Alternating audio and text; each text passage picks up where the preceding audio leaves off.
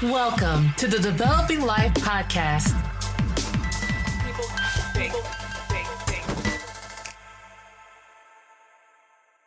Welcome to episode 20 of the Developing Life Podcast.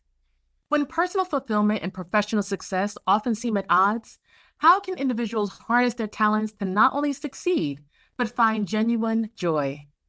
Today, we are thrilled to have Phyllis Williams-Strawder, a formidable force in strategic personal branding, coaching, and consulting. Known as the Ghetto Country Brandmother, Phyllis combines her certifications in life, brand, and business coaching with a brand strategist's keen eye and expertise in marketing psychology, bringing a unique and commanding blend of education and experience. With uncompromisingly honest approach and an unwavering 10 toes down style, Phyllis is a dynamic host of several podcasts that challenges the conventional, tackling tough topics related to branding and boundaries, both personal and professional. With our host, Devron Bowman, Phyllis will share her journey through the intersections of talent and joy and her relentless pursuit of truth that shaped her into the transformative figure that she is, while empowering others to do the same. Awesome. Thank you so much. True, amazing introduction as always. Thank you to everyone who is joining us. Welcome to episode 20 of the Developing Life Podcast, where we explore the intersection of humanity, creativity, and technology in an effort to connect diverse perspectives. Today, we have a truly special and powerful guest who embodies resilience and strategic brilliance. From running a $2 million barbecue empire to becoming one of the most authentic and truthful brand strategists out there. Welcome, Phyllis. It is a pleasure to have you. How are you? You sweetheart. You guys make me sound so good. I feel like I should be, what was that movie? Where you walk around with your own theme music? Oh, yeah. I need y'all to be my theme music. You have earned it 100%. Just delving into your story more and more here recently. It has been just so motivating to see the things that you have been through. So before we dive in, I would love to give you an opportunity to introduce yourself to our audience. For those that don't know you by your name or by your persona, the Ghetto Country Brandmother. So just take it away and give us a quick overview of your history and what you are up to now. Oh my goodness. Short version, Ghetto Country means I was raised hood adjacent by a country mama. And my dad is the hood side of me. My mom is the countryside, but she had a little hood in there too.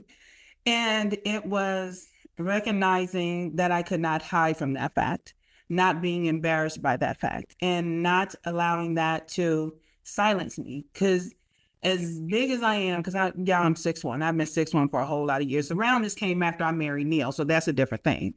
But walking into a room and being the quietest voice there because of secret shame, it should not be. Now, I'm still socially awkward on occasion because I'm still the 6'1" woman in a room full of short people, but that's a different kind of story.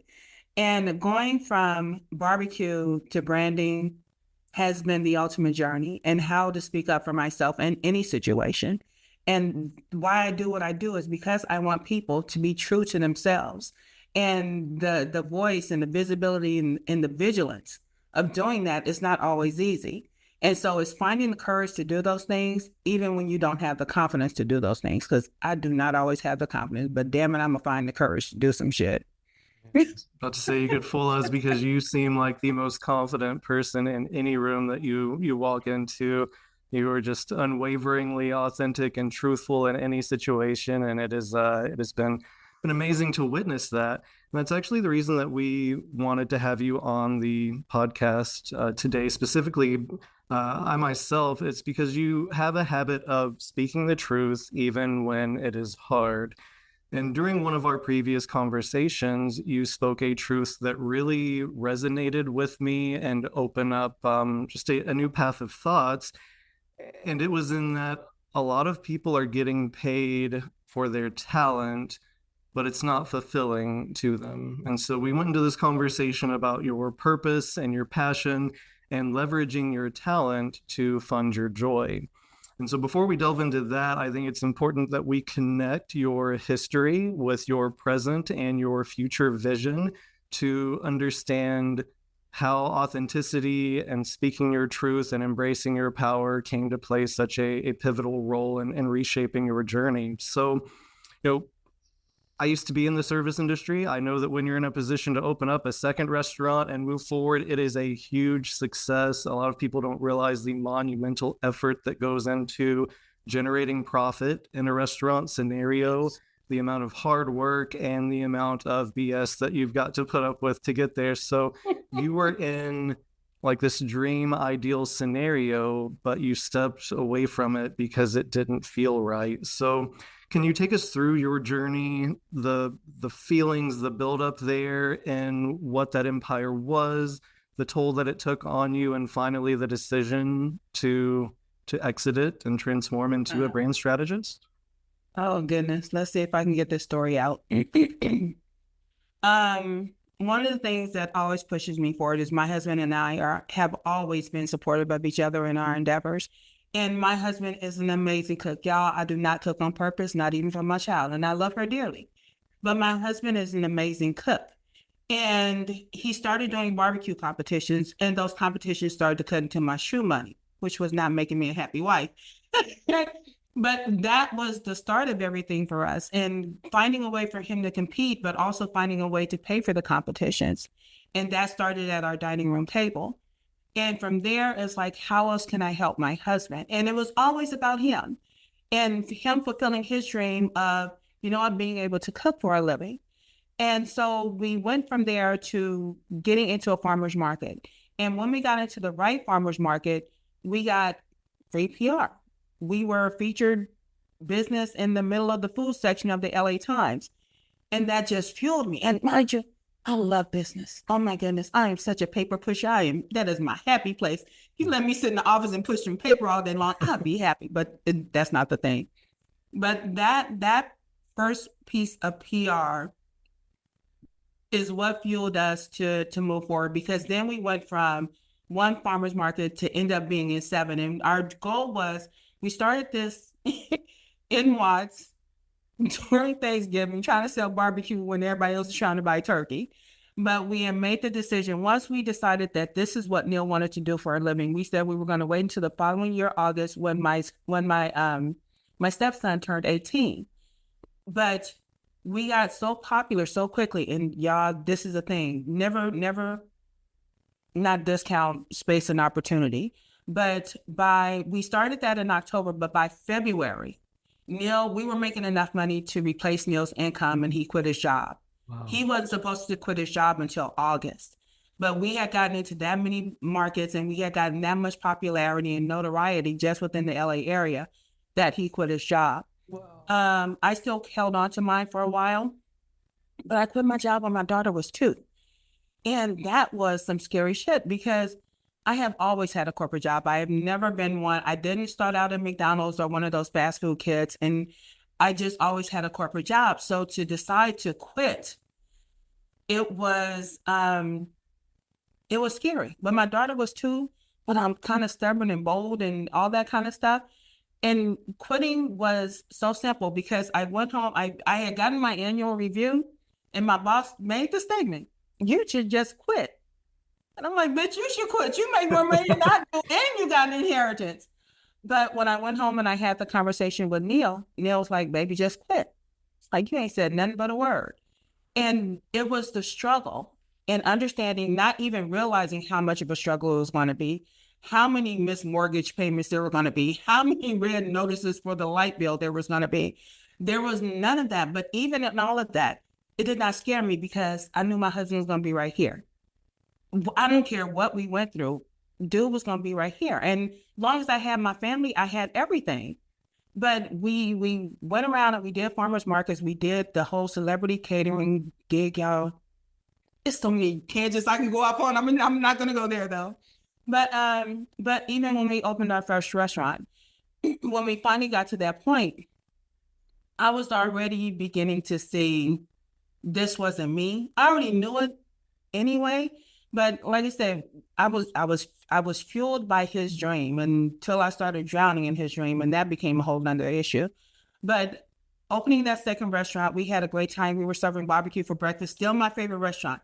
If y'all ever find a barbecue place doing barbecue for breakfast, if they doing it right, call me, please. But it was when we were stepping into that third, we were making plans for that third. And Neil and I both realized we did not want a third restaurant. But I also realized I didn't want to do this shit, period. I thought my whole role was to get him started and rolling, and then I could step out. But it became such a codependent relationship for our business. And because both of our personal brands, because he was Big Mister and I was Mrs. Mister, everybody wanted to say, well, where's Big Mister? And anytime they saw him, where's Mrs. Mister? And people would show, we would have Twitter fights. Like, Neil, get your ass off of Twitter and go cook some meat and stuff like, and people, it was a yin and yang thing. And so it was hard to separate. And like I said, I ended up doing this for 10 years and trying to find myself on all of this. I was still studying and learning, and now learning about marketing and branding and learning what to do and what not to do. I'm networking. I'm doing speaking gigs at high schools. And it's like, dude, I quit and I fired myself jokingly for about a year. I really did. And then finally it came to a point, it's like, baby, I want to stay married, but I don't want to be in business with you. Yeah. And he said, go ahead and go. I got this. And he's like, you know what, you helped me with mine, now go do yours. But then I said, well, what if I want to travel? He said, I'm rolling with you. I said, then what we gonna do? And he said, I guess we gonna shut it down. So we had this conversation in June. We announced that our last day in the restaurant was July 3rd, 2018. By August, we had moved our asses to Oregon. That's how quickly it happened. And we have never looked back. Despite all the struggle and all the different adjustments that we made over these years, and mind you, my daughter has been homeschooled since 4th grade. So we get sick of each other. And we have never looked back. Even when I quit my job and they like, oh, you're going to be back for the benefits. I said, bitch, I will go to a county hospital before I come back to this joint. I promise you I will. And it's just, like I say, talk about resilience. It's not something I ever thought I would have, but it's something that I continue to depend on, that and courage, because it's scary out here. Yeah. And people think just because you make a lot of money sweetie, that doesn't make it any less scary, because you're still depending on yourself. And when we get to this whole joy versus talent thing, yeah, you got to make some decisions. You really do. I hope that was a short enough version. No, that's beautiful. Like I said, your journey is it's so powerful. And one, it's such a testimony to finding the right partner. The way that you and your husband support each other, that give and take is so essential, not just from the support aspect, but from the trust and transparency of you being comfortable enough to go to him and say, hey, this isn't me, and him accept it, knowing that it wasn't going to be a selfish response from him. Mm-hmm. This is also the point that you made about you leaving your other job. That was one of the most powerful things that struck me. I listened to one of your other interviews, and you said that, at that time you had your 2-year-old daughter.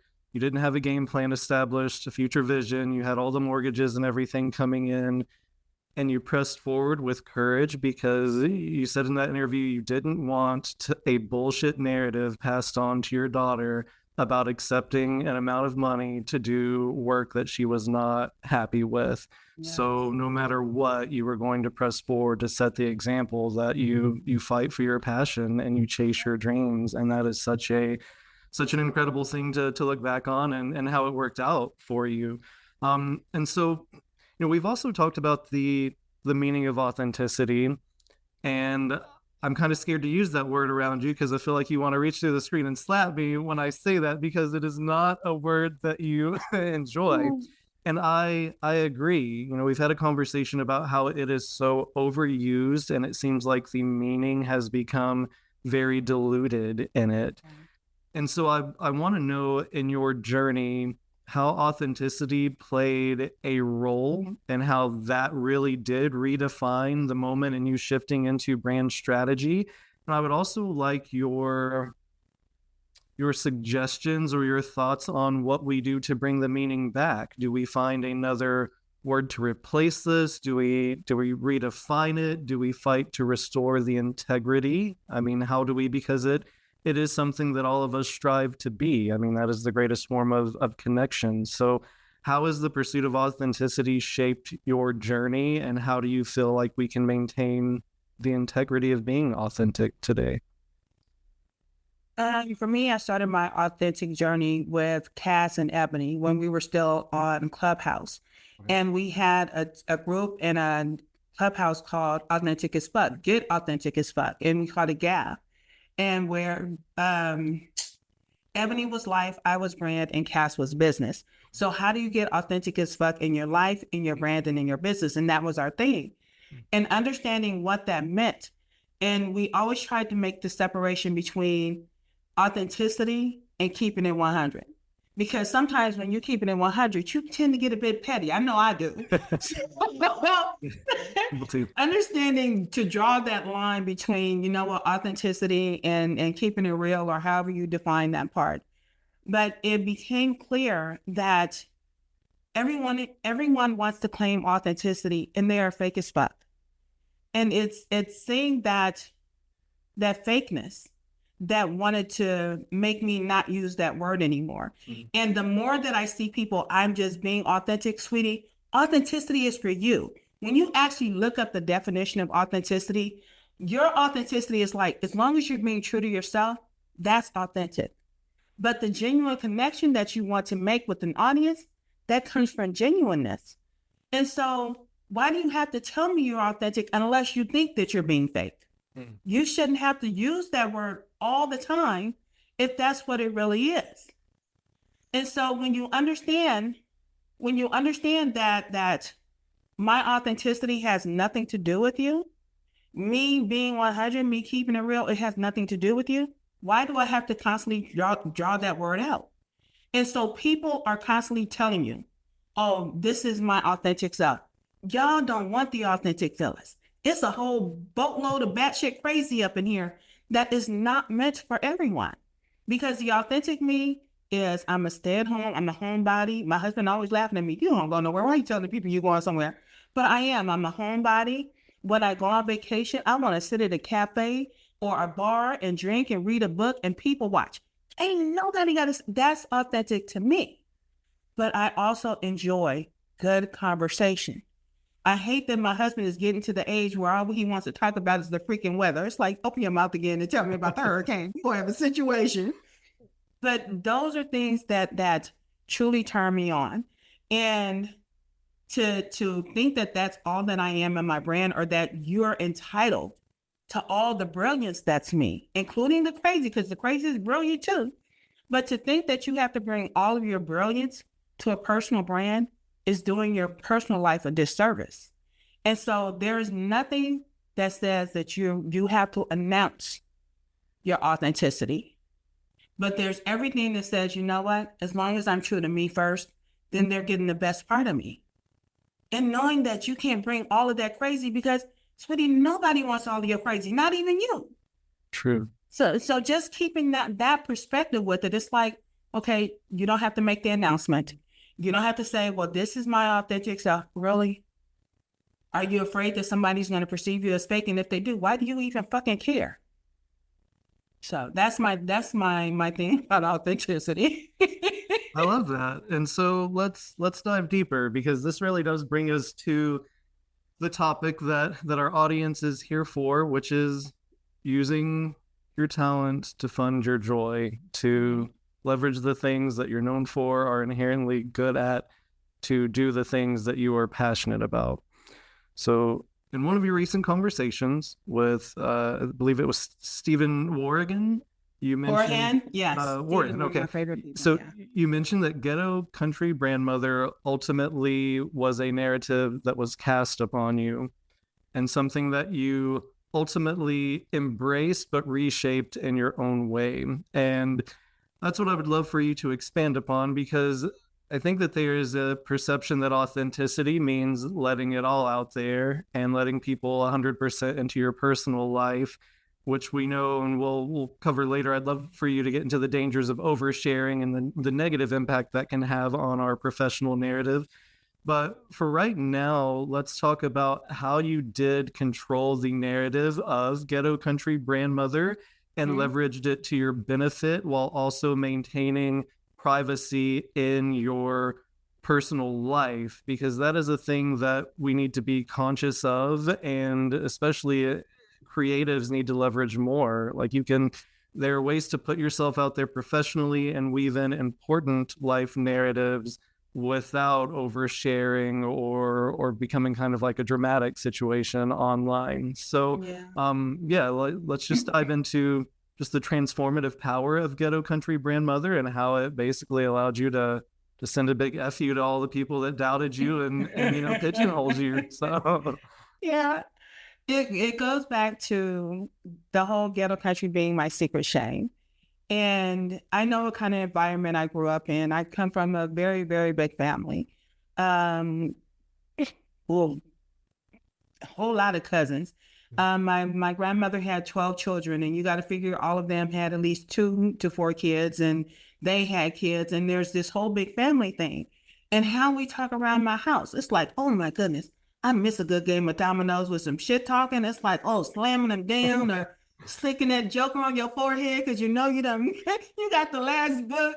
And it's that kind of shit talking and different things that I grew up with. But then as long as I had a corporate job, there's a lot of people who understand this, and people may understand it from a bit different perspective, but having that lifestyle and then working a corporate job, there's the whole code switch thing that we have to do. It's not that we have to, that we choose to do, because that's the only way we're going to get our paycheck. And so when I decided that I was going to do my own thing, I immediately, because Mrs. Mister, she's a bit of Ghetto Country, but like I said, I got lost in that identity. I had that identity crisis. But when I decided to become a business coach, I went right back to the code switch. I fell into it because it's like, nobody's going to pay me the money that I want to be paid. Me talking like this. I know bad English is my first language. Just not even English. Bad English is my first language. Just like, oh, how the fuck do I say that word? And so it's that understanding. And so when it was time for me to market my business, I would not speak up for myself. I would not step out on courage or anything else. I tried to do all the behind the scenes busy work, hoping somebody's like, oh, look at that shiny object and come find me. That does not work. And so I had to get to the point of accepting, you know what, your ass is just Ghetto Country. And you're going to have to find some people that love that, because otherwise you're never going to make any money. So it's knowing that, or what I assumed was the perception of, you know what, this is my thing. This is how people perceive me. And I feel kind of yucky about it. I had to get comfortable with it. And I could not allow someone else's perception of me to dictate how I acted. I was not going to code switch anymore. It's like, when I say bitch, please, sweetie, I am not calling you a bitch, but people will think that. But in my house, bitch, please, we're like, no different, say motherfucker, please. That's how we talk in my house. And because I consider a whole lot of people fam, y'all not close fam, I'm not going to say that. You can't come at me sideways. But because I consider a lot of people fam, I have to be comfortable enough to talk to you like fam. It's just like when people talk about being triggered, it's like, oh, you guys could never play the dozens. Half of you don't even know what the dozens is. And so it's knowing that that's going to turn people off. And as much as I was trying to be loved in my early age, to the point of being my version of nasty, I had to be okay. I had to understand that, you know what, you're going to turn some people off. Let them go, because they're never going to understand. And having someone try to dictate to you, oh, you have to be professional. That's another word that has been bastardized, because professional means that I'm in this profession. I'm part of this profession. It has nothing to do with hair, clothes, pantyhose, fingernail colors, makeup, piercings. That has nothing to do with professionalism. It's the fact that I'm an expert enough at this and I'm skilled enough that you should pay me my money. Now, if you have dress codes, that's still not a matter of profession. That's your code. That's how you want people to come to your place of work. But to now confuse professionalism with how I speak, I will call you a bitch and a motherfucker in a heartbeat, because now I'm cussing you out, which is different than cussing at you. Yeah. I don't want your fucking money. because that is not true. I spent hours, even now, I still study branding and marketing. I study psychology because marketing psychology is different than psychology in and of itself.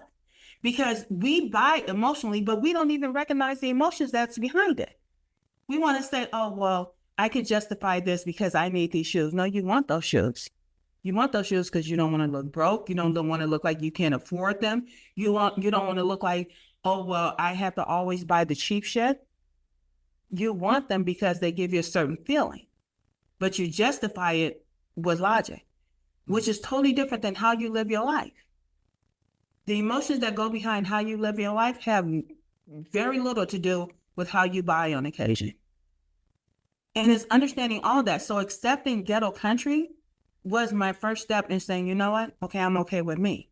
Because if I'm not okay with me, I'm always going to be insecure and uncomfortable around anybody.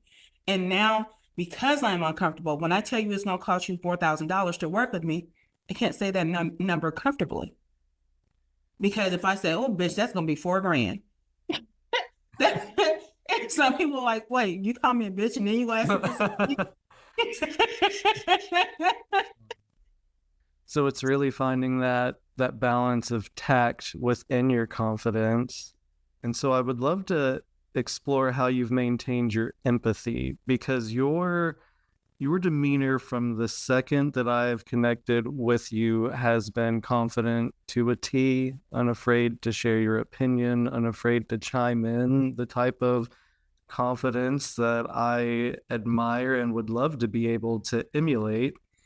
And then diving into your story, I realized that a lot of your confidence is a result of having to fight throughout the entirety of your life.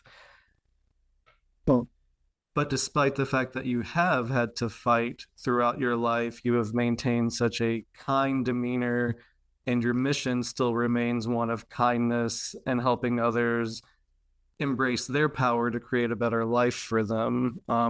Some of the things that I was, unaware of, you mentioned your height earlier, that you were 6'1". I learned that growing up you had more tomboyish tendencies, and that became very intimidating to the point you actually had to fist fight, not just theoretically fight, but you had to learn how to defend yourself. Yes. You went from that into a feminine shift in which you were looked at more in an objectified sense and had to fight against that. And then now at this point in your journey, because of the confidence that you come in with, you've mentioned that you often experience times where you're just relegated to the angry Black woman. So it's like at every point throughout your journey, you are constantly fighting this narrative that others are casting upon you. So how has that impacted you? How have you maintained your kindness? And then we know that, most of our female demographic is not going to have to fist fight someone to, command their place in a setting, but they are fighting battles every day that they enter a professional setting. So what advice would you pass on to them as a result? Okay, that's from my own benefit. First, stop fighting with Gen Xers. No, I say that because I know there are a lot of people who handled the era that I grew up in. They see it as trauma. Mm. And while I have my own trauma, I see it as lessons. And I hate when I keep saying and. When we were growing up and I grew up Church of God in Christ, you didn't go to therapy, you prayed. And so our faith got us through a lot of shit that we could not afford to go to therapy for. With that, there's this thing that whenever there was a problem, you didn't have anybody to talk to. And so there are a lot of people out there dealing with the hard stuff. And so one of the things why I'm able to maintain my empathy and why I say that I nurture, I don't help you do shit, but I will nurture you through some shit. And the reason I do that is because I don't want anybody ever feeling like how I felt growing up, not having someone to talk to. And like I say, I am a loner type for the most part, but sweetie, if I got to pick you up and tell you to pat yourself on the back and dust your ass off and let's go get this money, let's go do this work, are we taking the bottle or the bat? Who we beating up? I'm that person. And it's because of all of those things that you just said, all of the physical fights that I had to have with boys because, oh, she thinks she's bad because she's a tall girl, and giving my body away indiscriminately because I did not feel loved. So, let me find love by opening my legs. There's that aspect of it. And just not being recognized or not being valued as a person. And so when I talk about separating my personal life and my personal brand, sweetie, you can never give me enough value as a person because only I can give that to myself. But you can value this work, and that's why that has a price tag. I cannot charge my work because you can't fucking afford me because I can't fucking afford me.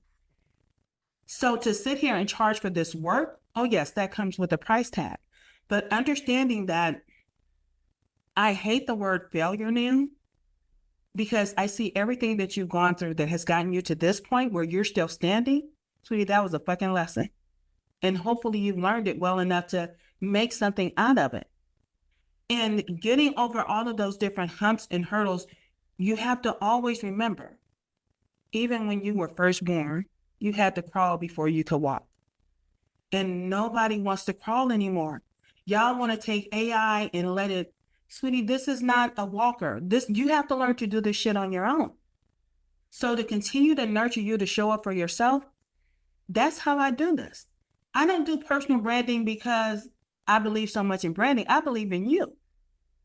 And so to be able to give you that, it's like nobody nurtured you in business. Everybody told you to go get a job. Everybody told you to go to school. Everybody told you to learn this, but nobody nurtured you in your gifts and talents. So now the things that you do well is because it became a learned skill. I do this well and I make a whole lot of money. You know what? I'm holding on so tight that I can't open my hand for the joy that I want. And so we get stuck. And it's like, how do I let this go? I make $500,000 a year. I know if I go start off by myself on my own, I can't do that. But you have to be strong enough, if that's what you really want, to know that, you know what, I can survive this long for this amount of money to do this thing. And then give yourself grace enough to do it. And know that you're going to fuck up and you're going to fall, but you're never going to fail as long as you keep doing what you want to do. If you decide, I don't want to play with this no more, then still, that's not a failure. That's you choosing to do something else with your life. And it's letting go of all of those different things. So when I say I nurture and how I maintain my empathy, so I know what it feels like to feel fucked up. I don't want anybody to feel that way ever, especially when you're trying to make your money. Because if you're embarrassed to ask for the money that you think your work deserves, then you will forever be broke. And that's not a great place to be. Do you think that there's a direct correlation in that value perception, in that, oftentimes we don't give ourselves enough credit or place enough value on the talents that we have or how much we've invested. But do you think that perhaps our value perception is tied directly to our level of happiness in what we're doing? And that if it doesn't excite us and we don't equivocate meaning to it, then we probably don't place a lot of value on it either? To a certain degree, yes. To a certain degree. It's why a lot of people, when they start their business, they automatically become CEO. They're impressed by that title, regardless of how little or how much money they make in their business. Oh, I'm a CEO now. I'm a founder and a CEO. Bitch, who gives a fuck? I don't care. Because the level with which you respect yourself, if all of your identity is tied up in all the labels that you have, then you can never be true to yourself. And for me, yes, I'm a wife, I'm a mom, I'm a friend, I'm a sister, I'm all these things. But when I have to ask who is Phyllis, Phyllis is that empathic person who likes to pour into people, who, like, if I didn't need to pay bills, would do this shit for free. When I take away all those labels and I got to stand here butt naked with nothing but Phyllis standing 10 toes down, that's who I am. Being the founder of Grandma's House, that's a label. Being a mom, that's a label. I was a mom before I had a daughter. And so when we place all these emphasis based on, oh, CEOs make this amount of money, that's why I'm worth more. Sweetie, no, you're worth more than that. Because your life is worth more. Because I promise you, if someone came along and asked you at your money or your life, You're going to give them all the money you have because your life is worth so much more to you. And even the person that only has $1 to their name has given everything that they have to save their fucking life. So putting a price tag on that because it has a label, no, that is not your worth. That is not your value. That is your job. That is how you make your money. And I hope you get paid all your cheddar. But that's still not who you are. And that's why we get so caught up in the identity crisis. I have clients that come to me and they're trying to peel that corporate off. And it's I don't know how not to be that thing. I don't know how not to be that 7-figure earner. If I don't have that title, then who am I? It's just like when women used to get married back in the day. They got married because they wanted the title of Mrs. Because they wanted that fucking man. They wanted the title. And so now we have Mrs. So-and-so because he's important. Bitch, I was important before I married you. Don't get it twisted. I feel like you're speaking directly at me. I'm a title hoe. I really was at the beginning of my journey. Like, what can I find to sound the fanciest? All right, so how do we solve this then? So in your personal experience and your expertise, if I'm coming to you and I'm feeling unfulfilled, what are some of the things that I'm probably feeling that you have witnessed or kind of a regularity amongst your clients?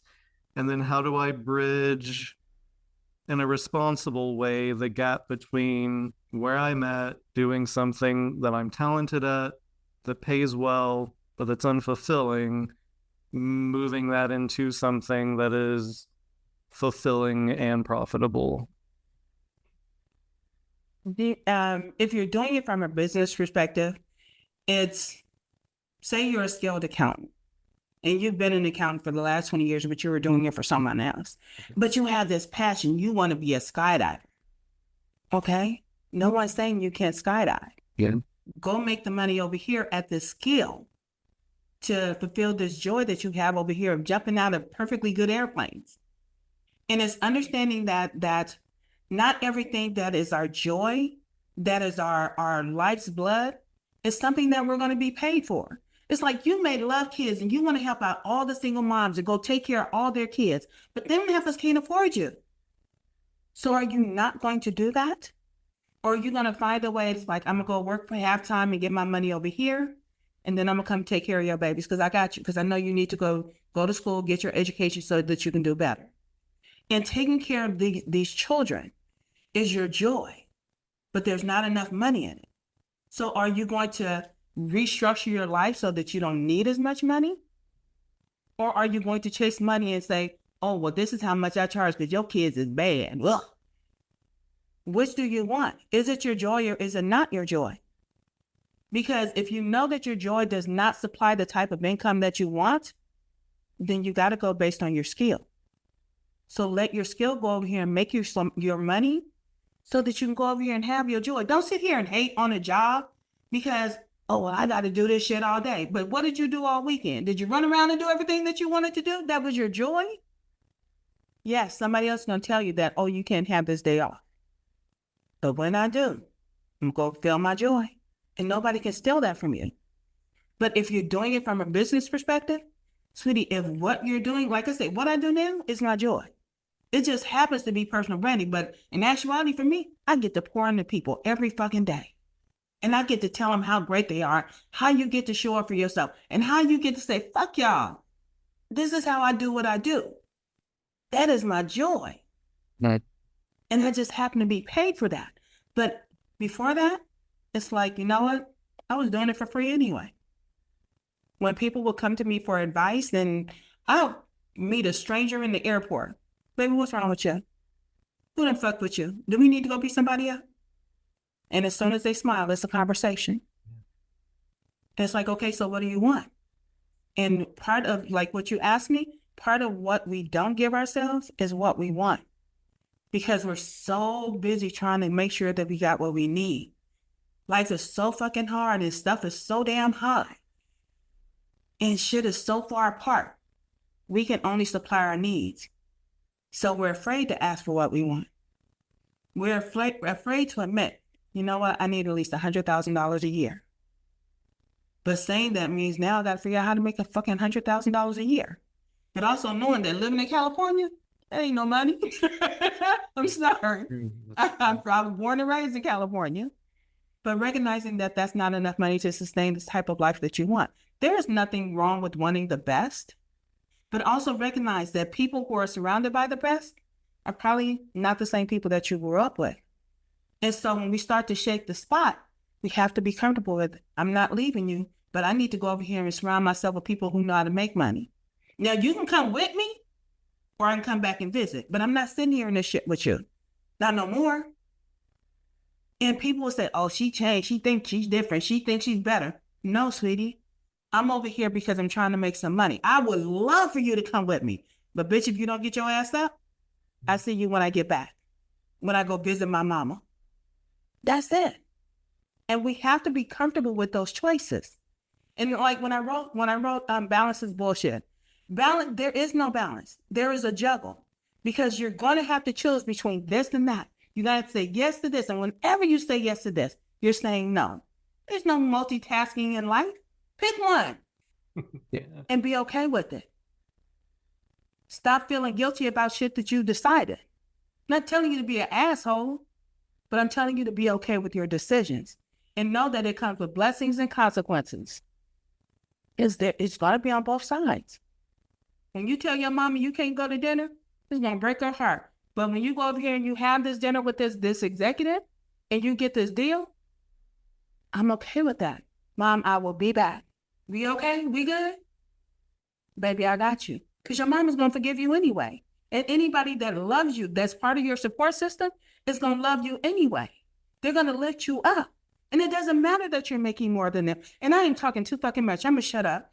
No, you're not. I love this point, and I think it's something that needs to be, I think it's a narrative that needs to be shared more, especially from the perspective that not everyone has to be a business owner, and from the it's okay to be okay with the thing that you've decided. And that's something that I think about all the time, because I can't count how many days I've looked in the mirror and said, I really regret trying to own my own business, because it seems like it's such a glamorous thing on the outside. And then you realize that you were all of the positions required to run it, and that all of those things that you thought were going to be fun and enjoyable are still there, but they're overshadowed by a million different things. So I love the points that you're making about giving yourself grace and just being okay with embracing your own narrative. And it just plays right back into the statements that you made at the beginning, that authenticity is different for everyone. So the life that you're fighting for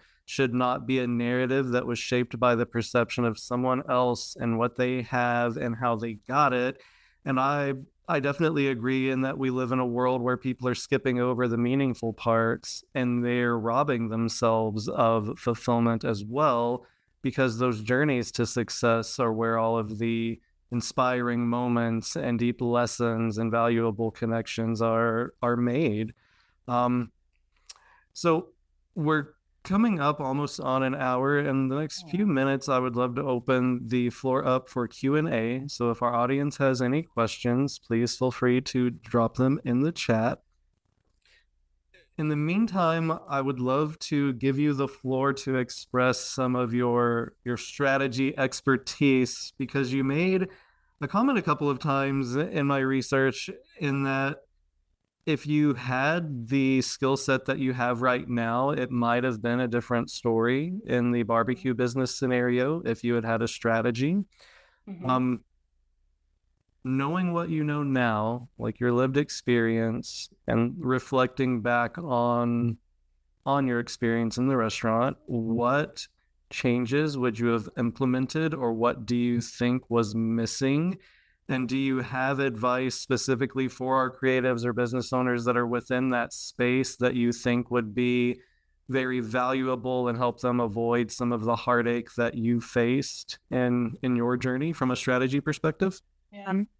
One of the things that I always tell my clients about, it's learning to endorse your business. Stop walking around with an elevator pitch in your back pocket. Stop always looking for the opening to make a sale, but learn how to endorse your business. A lot of times, like we have all of these influencers and marketing strategists all the time. Even AI will tell you, oh, go hire an influencer and fuck that bitch.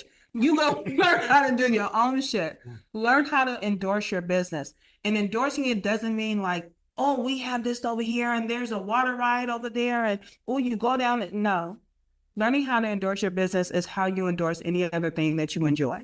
And if your business is something that you enjoy, whether it's a skill or a joy, it is something that you can say, you know what, in Grandma's house, this is how this thing works. When you come over here and we talk about contemplation, what I want you to do is I want you to sit 10 toes down and I want you to not think, but meditate on this one question. And that's what contemplation is. It is not about woo style and all that kind of stuff, but understanding what you want. And it's not saying you're going to get it, but at least putting it out there and owning the fact that I want something better. And not feel bad for wanting something better. And if you're a designer, like we talk about creatives, there's all these different things of being creative. And it's like, if no one is buying your creativity right now, YouTube has made all this open to you. Go create your shit and put it out there for everybody to enjoy. But then when people start seeing and they start enjoying, and I think everybody should, let me back up. I think everybody should start with a personal brand. Let me say that. I also think everyone should give their personal brand a name. So when that shit get out of control, go tell that bitch to have a seat. Because I tell GCB, it's not your turn. Okay. And GCB will say, Phyllis, it's not your thing. Don't get petty on them. Don't get petty on them. Don't get violent. But it's owning the fact that, you know what, who I am and what I do, yes, they overlap at certain places, but they are not the same. I do this either because I'm good at it or I love it. But how I live my life, I live a quiet life of hanging out with my husband. And I was at some seedy bar yesterday with my husband for my 20th wedding anniversary. Bunch of low-key rednecks in there, but it was cool. Yeah. And that's my life. I sent out a newsletter this morning, last week. I'm in LA taking care of my aunt. That's my life. And it upsets me when people say content is king and everything is content. What I do with my aunt and how I take care of her, that is not content. Yep. That is my life. And so understanding that you're allowed to keep some shit to yourself. I don't give a fuck how nosy people are. And they are nosy because we have created a society of content carnivores. They're like Pac-Man, just gonna eat up all the shit and never give you $1 for it. Because it's like, oh, that's funny, oh, that's sad, oh, that's all the things. But I don't need that shit right now. Yeah. So it's for me, it's making sure that you understand what you want. And if you want it, nobody's telling you to sacrifice your whole fucking life to get it, but know that there's some sacrifice involved. Yeah. Separate your who from your do. This is what you do. That's not who you are. The identity of who you are is wrapped up in so much more. And some of us don't want to face that. And you're going to have to learn to face that because that's a reality, sweetie. You can't hide from it. Because who you are over here, like I said, Ghetto Country overlaps with Phyllis. It overlaps with Mom. It overlaps with Wife. So it overlaps in a lot of things. But over here as a Ghetto Country Brandmother, there are other boundaries that go with being Ghetto Country. Like me sitting here drinking my bourbon, my Evan Williams. Yeah. That's part of my personal brand. If I had a cigar, my husband doesn't let me light up in the house except on special occasions. Yeah. But that's part of my personal brand. But Phyllis also smokes cigars. She goes to when I go to the cigar lounge, that's Phyllis. Y'all can't come. That's a thing. So it's understanding, it's like when you get people an opening, when you open up everything, they can come at you every which way. And that's what I learned about being Mrs. Mister back in the day. People were constantly, people still call me Mrs. Mister. My husband put a thing on Facebook about happy anniversary. Happy anniversary to Big Mister and Mrs. Mister. I'm not her anymore. But some people will not let it go. But you have to be willing to let it go. Because you cannot call me that and expect me to respond. So my biggest thing, separate your who from your do. Who you are is not what you do. If you're a designer, if you're an artist, if you're a writer, that's what you do. Who you are, you're brilliant, you're magnificent, you're loving, you're kind, you're aggressive, you're assertive, you're all these things. That's who you are. Well, what you do to go make that money? Oh, baby, come on, come get this work. Man, that is such a powerful statement. I would love to have you back to explore just setting those boundaries and embracing those different types of personalities. You were the second person over the span of a few days that has talked about that. I listened to a podcast with Chris Stowe on it not too long ago where he talked about his audience recognizing that there are three different versions of him, and that while they do overlap, and there are similarities, there are very different presences. As long as that is something that we have under control and are aware of, or as you oftentimes say, understanding our why and what we want to deliver, as long as those things are clear to us, then it becomes easier to create those different personas while maintaining control of our personal lives. So Yeah. that's amazing. We do have a few questions that are coming in from our audience. If you all have any more, please feel free to drop them in. One of the questions that we have from Heather is, what is the difference between confidence and courage? Confidence is reactive and courage is proactive. Because we can be brave in the moment, or we've already made the decision that when we walk in, it's like, my confidence is so high, can nobody tell me shit. Mm-hmm. And it's owning the fact that that's how I show up wherever I am, wherever I go, and all that stuff, because somebody's going to ask you something and you're going to react with confidence.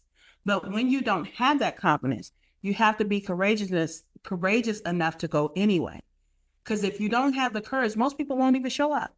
They don't show up for themselves. They don't show up for their business. They don't even have that much courage to say, you know what, I'm going to walk into the wrong. At least let me get that far. But a confident person is going to react with confidence in everything that you approach them with. And it could be a big fat lie. It's like, oh, do you know how to design this? And they will say, you know what, I sure do. And in their mind, it's like, oh shit, how am I going to figure out how to do this thing? Because they're walking in with confidence that I'm going to make this money. Not that I can do that job. But when you walk in with courage, it's like someone is going to ask me something about this. I have to be courageous enough to say, you know what, I do not know how to do that, but I will figure it out for you. And because I got to figure it out, I'm not even going to charge you my normal rates. That takes courage.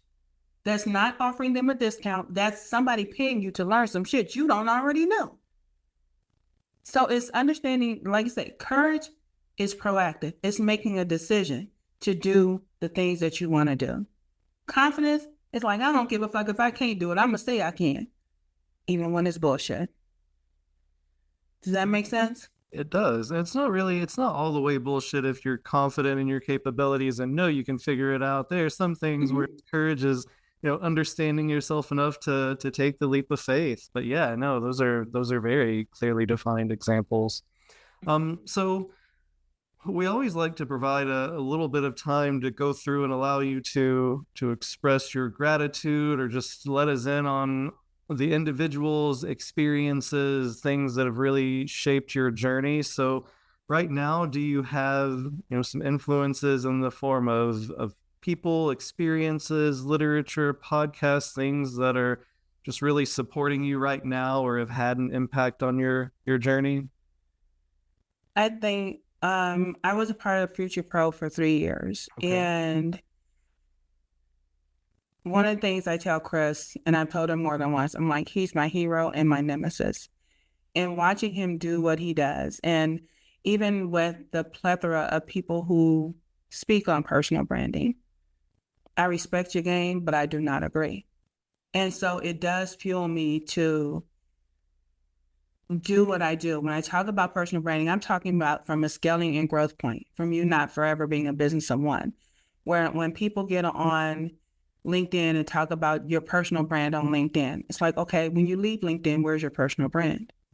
And so there's a lot of influence out there, but it's not necessarily good influence.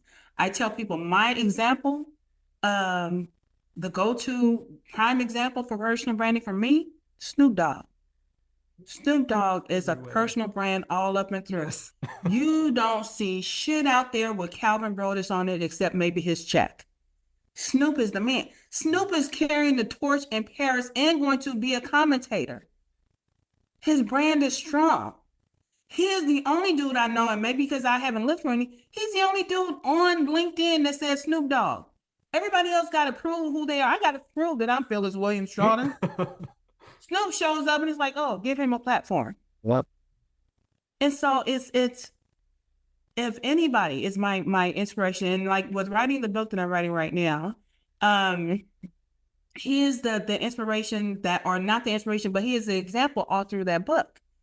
Watching his past interviews and watching him go from Snoop Dogg to Snoop Lion to now being Uncle Snoop. It's like the evolutions of him is so amazing.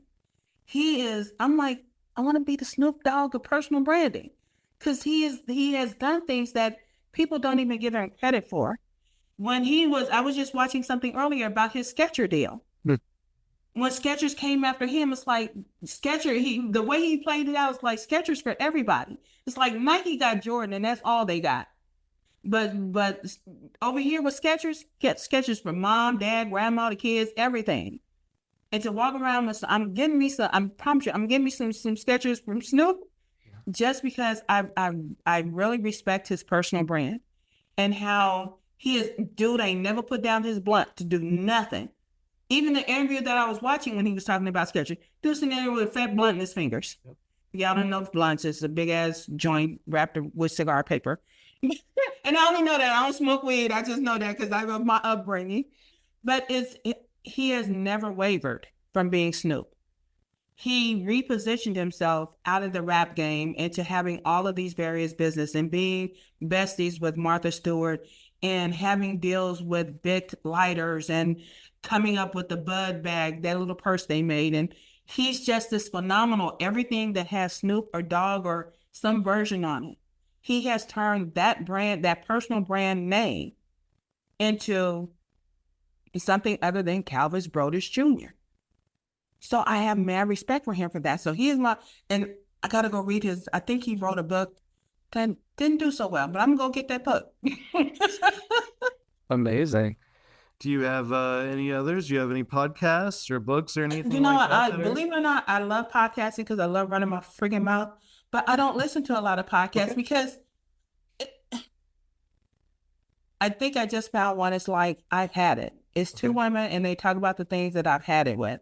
And I get tired of hearing the same fluff, of the same shit about branding and marketing, and everybody referencing the same people, Seth Godin and what dude begins with Y and whoever he is, and Marty Neumeier and filling gaps and zig and zag. And really, this is a new day and a new era.